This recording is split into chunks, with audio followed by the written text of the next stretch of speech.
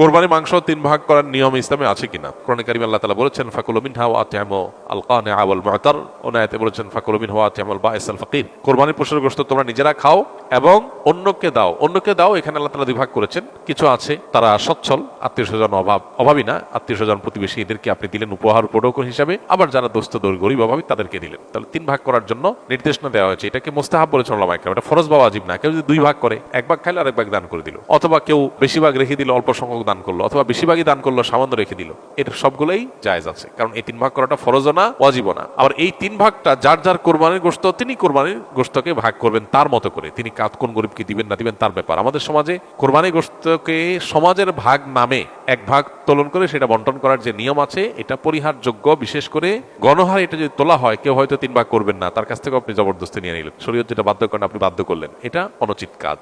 হ্যাঁ, যদি কেউ এরকম উদ্যোগ নেয় যে স্বেচ্ছায় যারা ইচ্ছা তারা দিতে পারেন, আমরা গরিবদের কাছে সুষম বন্টন করে দিব, এটা প্রশংসনীয়। এরকম হতে পারে, স্বেচ্ছায় দেওয়ার ব্যবস্থা থাকলে সেটা ঠিক আছে। কিন্তু বাধ্যতামূলকভাবে সামাজিকভাবে সমাজের ভাগ বলে উঠাই নিয়ে আসা, কেউ নিজের অনিচ্ছা সত্ত্বেও যদি দিতে বাধ্য হয় তাহলে সেটা নাজায়েজ হবে। কারণ নবী সাল্লাল্লাহু আলাইহি ওয়াসাল্লাম বলেছেন লা ইয়াহিল্লু মালু ইমরিইন মুসলিমিন ইল্লা বিতিবি নাফসি, কোন মুসলমানের সম্পদ তার মনের সন্তুষ্টি ছাড়া সেটা গ্রহণ করা বা সেটা দখল করা এটা জায়েজ নয়, ভোগ করা জায়েজ না। বিধায় কোরবানির গোশত যিনি কোরবানি দিয়েছেন তাকে আল্লাহ তাআলা দিয়েছেন, এটা তার। সো তার সন্তুষ্টি না থাকলে আপনি সমাজের ভাগ নামে তার কাছ থেকে উত্তোলন করলে সেটা জায়েজ হবে না। তিনি হয়তো তার কোনো আত্মীয়স্বজন গরিব, তাকে একটু বাড়াই দিবেন, আপনার সমাজের ভাগে নিয়ে আপনাদের মতো দিবেন, এটা তো তার অধিকার খর্ব করা হলো, এটা উচিত না।